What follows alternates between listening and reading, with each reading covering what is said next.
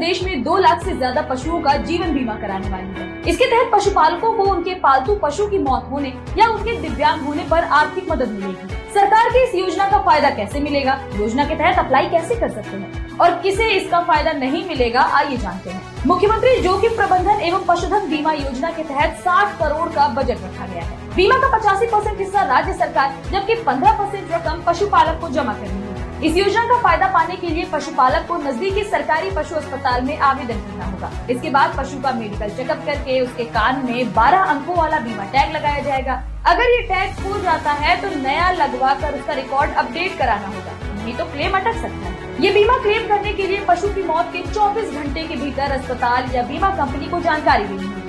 सरकारी doctor postmortem करेंगे, फिर मृत पशु के कान में लगे टैग के साथ पशुपालक की फोटो भी देखी जाएगी और आखिर में जरूरी डॉक्यूमेंट्स जमा करने के बाद 30 दिन के अंदर मुआवजे की रकम आपके बैंक खाते में आ जाएगी। इसके लिए आधार कार्ड, बैंक पासबुक, निवास प्रमाण पत्र या राशन कार्ड, SC/ST जातियों के लिए जाति प्रमाण पत्र और पशु का स्वास्थ्य प्रमाण पत्र चेक किया जाएगा। योजना से जुड़े एक अधिकारी ने बताया, बीमा से जुड़ा शासनादेश इसी सप्ताह और अगस्त से सितंबर के बीच योजना के लिए आवेदन शुरू हो सकते हैं। जल्द ही कार्य योजना लागू की जाएगी और कंपनी के चयन, वर्कर्स की नियुक्ति समेत बाकी औपचारिक प्रक्रियाएं शुरू होंगी। इस योजना का लाभ छोटे किसान, भूमिहीन पशुपालक और डेयरी फार्म चलाने वाले लोगों को मिलेगा।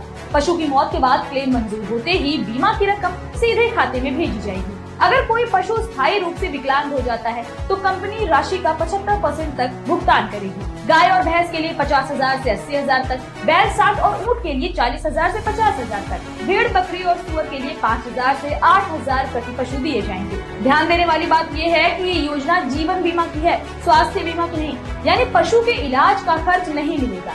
सिर्फ गंभीर बीमारी, कोई हादसा, प्रसव या फिर प्राकृतिक आपदा से पशु की मौत होने या विकलांग होने पर ही आपको आर्थिक मदद दी जाएगी। अगर मालिक की लापरवाही या भूख से पशु की मौत हो या फिर बिना पोस्टमार्टम और डॉक्टर की रिपोर्ट के पशु को दफना दिया गया तो क्लेम नहीं मिलेगा। अगर बीमा कराने के बाद आप पशु को बेच देंगे तो पुराना बीमा वही खत्म हो जाएगा।